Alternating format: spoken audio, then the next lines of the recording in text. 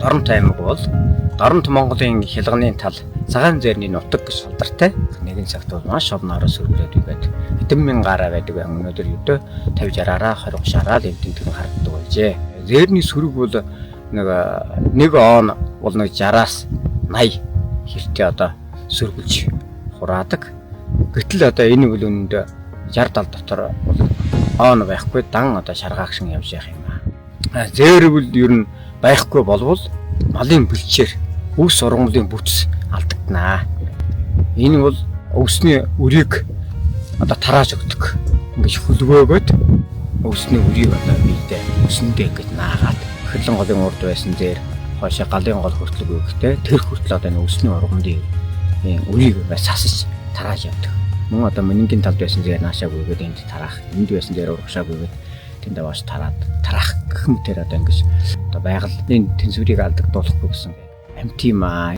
Малын иддэг өвсний одоо бүтэц маш их алдагдсан. Нэг улирлд нэг мал бол одоо 20-с 40 төрлийн ургамал идэх нэг улирлд шүү дээ.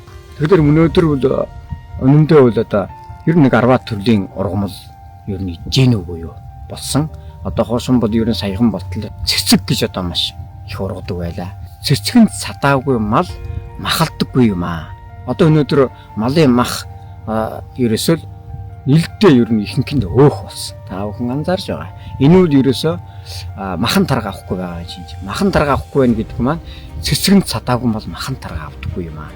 Тэгэхээр цэцгэн ийм үрийг одоо өнөөдөр тараадаг энэ амьтан бол зээр. Тийм учраас бид нэр зээрийн хамгааллыг хайрлая. Монгол улсад 2023 оны байдлаар нийт 2.5 сая цагаан зээр тоологдсны 1.8 сая орчим нь Дорнод аймгийн нутаг дэвсгэрт тоологдсон боловч сүүлийн жилүүдэд малын тоо толгой ихсэх болон хууль бус ан хийх зэрэг хүний үйл ажиллагааны сөрөг нөлөөллөөс шалтгаалan цагаан зээрийн эзэмшил нутаг багасж хилийн бүсээр нутаглаж тоо толгой нь цөөрөх хандлагатай байна.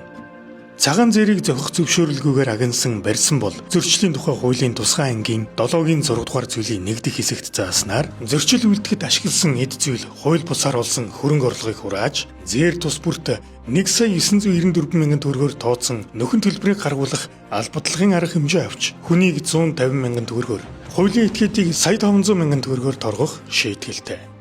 Агнуурын бүс нутгаас бусад газарт эсвэл агнах хоройтой үед эсвэл хоригдсон хугацаанд хоригдсон арга хэрэгслээр амьтан барьсан, агнсан, тээвэрлсэн бол зөрчлийн тухай хуулийн тусгай ангийн 7-гийн 6 дугаар зүйлийн 4 дахь хэсэгт зааснаар зөрчил үйлдэхэд ашигласан эд зүйл хууль бусаар олсон хөрөнгө орлогыг хурааж нөхөн төлбөрийг гаргуулах албадлагын арга хэмжээг авч хүнийг 300 мянган төгрөгөөр хуулийн этгээдийг 3 сая төгрөгөөр торгох шийтгэл оногдуулна. Харин улсын тусгай хамгаалалттай газар нутагт зөвшөөрлгүйгээр амьтан агнсан, барьсан, эсвэл ховор амьтныг тусгай зөвшөөрлгүйгээр агнсан, барьсан, зориудаар тижээж гаршуулсан, үржүүлсэн, тэдгээрийн гаралтай түүхий эдийн зүйлийг хадгалсан, худалдсан, худалдан авсан, тээвэрлсэн, гадаад улсад гаргасан, ховор амьтны чихмэл эд эрхтэн тэдгээрийн гаралтай түүхий эдийн цуглуулга хийсэн бол эрүүгийн хуулийн тусгай ангийн 24-ийн 5 дугаар зүйлийн нэгдэх хэсэгт зааснаар 5 сая 400 мянган төгрөгөөс 27 сая төгрөгөөр торгох, эсвэл 1 жилээс 5 жил хүртэл хугацаагаар зорчих эрхийг хязгаарлах, эсвэл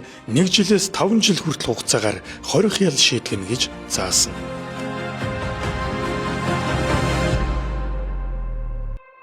Унган байглаа хайрлан хамгаалъя.